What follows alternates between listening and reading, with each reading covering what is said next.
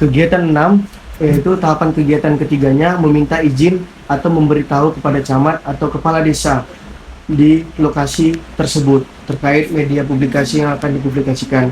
Itu core value-nya adalah harmonis dengan panduan perilaku, menghargai setiap orang apapun latar belakangnya, membangun lingkungan kerja yang kondusif. Artinya di sini kita menciptakan suasana yang harmonis terhadap kepada rekan teman kita berbicara. Artinya di sini ada Bapak Camat dan pimpinan kepala desa.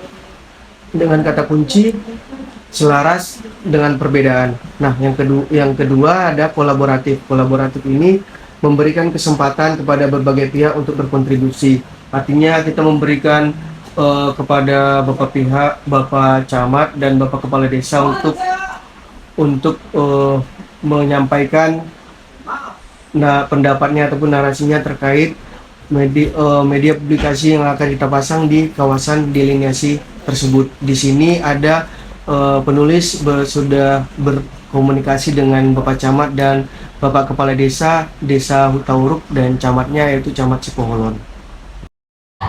Jadi Pak, perkenalkan saya Yolanda Prayoga, staf penyusun tata ruang dari Dinas PUPR Kaput. Saya dalam pelaksanaan aktualisasi kegiatan pelatihan dasar ataupun prajabatan Pak. Jadi di sini saya aktualisasinya judulnya peningkatan publikasi arahan tata ruang di Kecamatan Sipoholon. Kebetulan Sipoholon udah punya RDTR kawasan perkotaan Pak. Jadi hasil dari aktualisasi tersebut saya memberikan meningkatkan publikasi artinya dan dokumen itu saya publikasikan secara detail lagi gitu Pak. Intinya adalah hasilnya dari itu saya buat banner gitu Pak dengan jargonnya itu mari bersama wujudkan tertib tata ruang. Itu dokumen RDTR Cipoholonnya udah Pergub Kaput nomor 15 tahun 2021 tentang rencana detail tata ruang kawasan perkotaan Cipoholon Pak. Jadi karena di sini kantor camat sering didatangi, dikunjungi oleh masyarakat untuk masing-masing kepentingannya Pak, pelayanan umumnya Pak. Jadi kan ada secara umum kita masyarakat sebagai masyarakat itu saya pribadi menghimbau sebagai tata ruang untuk tidak mendirikan permukiman di sempadan sungai Pak, karena ketika nanti debit airnya tinggi akan menjadi bencana ketika ada permukiman di sempadan sungai Pak. Kemudian juga mengalihfungsikan lahan pertanian pangan berkelanjutan Pak. Artinya kan lahan pangan berkelanjutan itu sudah menjadi visi dari Bapak Bupati kita menjadikan Tapanuli Utara sebagai lumbung pangan dan sumber daya manusia Pak. Artinya kalau semakin lahan pertanian kita dialihfungsikan semakin lama kita kekurangan kapasitas untuk daya dukung pangan di Tapanuli Utara Pak.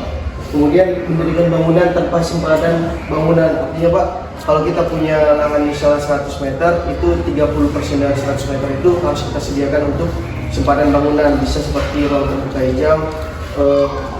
Ruang terbuka hijau itu seperti tujuannya resapan air hujan Pak, supaya tidak banjir ataupun apa. Kemudian kayak akses untuk kalau misalnya ada bencana kayak kebakaran gitu Pak. Jadi tim damkar kan bisa ada gang ataupun ruang untuk masuk ke itu Pak. Gitu. Jadi saya mau publikasikan banner ini di kantor camat ini Pak, supaya nanti masyarakat yang melihat bisa secara perlahan bisa mengikuti himbauan yang kita buat Pak. Baik, terima kasih. Selamat pagi menjelang siang. Secara khusus untuk peserta prajabatan yang kita laksanakan prosesnya dalam hal ini yang didampingi oleh Bapak Kadit sendiri, kami menyambut terima kasih atas kegiatan hari ini dalam rangka untuk suatu dalam rangka untuk penertiban dari tata ruang. Dan terima kasih karena khususnya diambil di Kecamatan Sipoholon. Kami pun berharap memang dengan tentunya kerja ini, kebetulan saya juga kemarin di Kabupaten Sipoholon,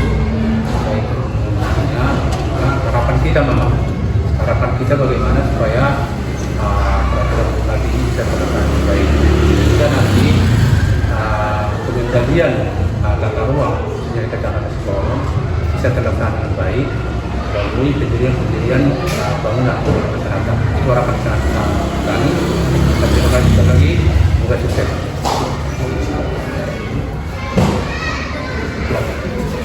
Oke, bukan ya, Bang? Oke. Pagi Bang, izin ya Bang, saya dari Dinas PUTR Taput sebagai pelatihan dasar CPNS tahun 2022. Kebetulan judul dari kegiatan aktualisasi saya peningkatan publikasi arahan tata ruang. Jadi hasilnya adalah seperti ini Bang, membuat banner yang isinya diimbau kepada masyarakat untuk tidak mendirikan permukiman di sepadan sungai yang nantinya jika debit air sungai tinggi akan menjadi bencana.